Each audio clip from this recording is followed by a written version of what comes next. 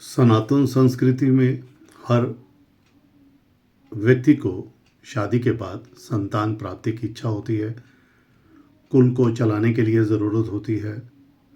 अपना जो भी आपने नाम कमाया है उसको बरकरार रखने के लिए संतान प्राप्ति की इच्छा होती है, चाहे वो पुत्र हो चाहे वो पुत्री हो। बहुत बार देखा गया है कि शादी के कई सालों बाद भी संतान का सुख नहीं हो रहा। बहुत आपने कोशिश कर ली, उसके बावजूद भी नहीं हो रहा। तो आज ये जो मैं वीडियो आपको दे रहा हूँ, आप अपना लगन कुंडली और चंद्र कुंडली, ये दोनों हैं, आजकल निकल जाती हैं, आप स्वयं देखिएगा। उसके बाद अगर संतान नहीं होती है तो ये संभावना बिल्कुल समाप्त हो जाती है। या तो कुंडली गलत होगी, पहली बात, या दूसरी बात कि कोई घर में वास्तु का दोष है, अन्यथा संतान आपके ज़रूर होनी चाहिए।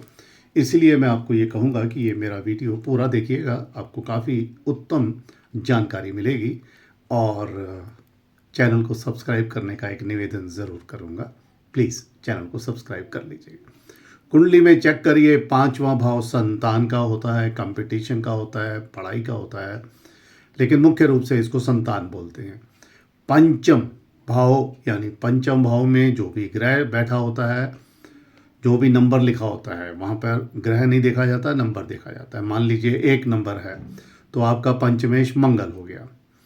अगर वहाँ पे 7 नंबर है तो आपका पंचमेश शुक्र हो गया।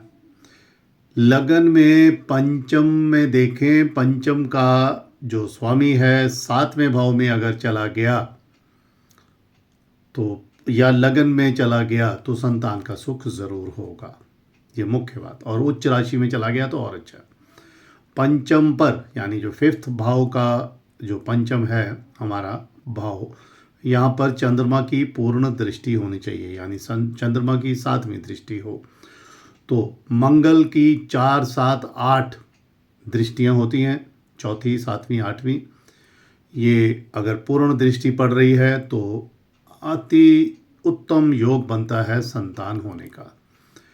पंचम भाव पर शुभ ग्रह हो, पंचमेश शुभ भाव में उच्च का हो या अपनी सब राशि का हो तो संतान होती है। गुरु की स्थिति अच्छी नहीं होती पंचम में, लेकिन इनकी अगर दृष्टियां मिल गई आपको, गुरु की जो 3 दृष्टियां होती हैं, 5वीं, 7वीं और 9वीं, ये अगर दृष्टि पड़ गई आपके 5वें हाउस पर तो हर हालत में संतान होगी और चांसेस लड़के के भी होते हैं। पुरुष ग्रह यानी बेटा होने के चांसेस सूर्य, मंगल, गुरु उच्च के होने चाहिए। लड़कियां अगर होती हैं तो बुध, शनि और शुक्र और चंद्रमा। चंद्रमा अकेला बैठा है तो उतनी स्थिति नहीं खराब होती, लेकिन अगर ये शुक्र, शनि या बुध के साथ बैठा है तो लड़की संतान की होती है। अब एक मुख्य बात और देख लीजिए, संतान प्राप्ति के लिए ये भी तो देखना ज़रूरी है कि आपको भगवान ने संतान प्राप्ति की क्षमता दी भी है या नहीं।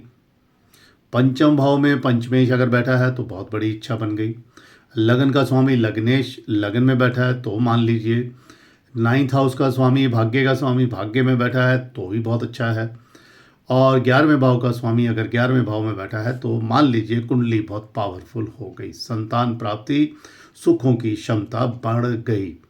शुक्र और चंद्रमा की स्थिति भी बहुत ज़रूरी है। गुरु, शुक्र और चंद्रमा, ये 3 ग्रह होते हैं। गुरु ग्रह पुरुष के लिए, स्त्री के लिए शुक्र, और चंद्रमा जो होता है न्यूट्रल होता है, लेकिन चंद्रमा का प्रकाश और प्रभाव संतान प्राप्ति में बहुत अच्छा होता है। अगर ये ग्रह अगर आपके बैठे हैं, पीड़ित हैं अगर, तो पीड़ित हैं तो उपाय कर लीजिएगा, कमज़ोर हैं तो उपाय कर लीजिएगा, अस्त हैं तो उपाय कर लीजिएगा। हाँ, नीच भाव में और नीच राशि के बन गए तो थोड़ी सी संतान प्राप्ति में देरी भी हो सकती है और ना भी हो, ये भी स्थिति हो सकती है। कोई और विशेष जानकारी की अगर आपको आवश्यकता है तो हमसे संपर्क कर सकते हैं। व्हाट्सएप नंबर मेरा ऊपर आ रहा है। जन्म की तारीख, स्थान और समय अगर आप लिख कर भेजें तो हम कोशिश करते हैं आपकी कुंडली का पूर्ण विश्लेषण करके देने का। उपायों के रूप में यंत्र प्रोवाइड करते हैं, यंत्रों की अद्भुत क्षमता होती है। धन्यवाद।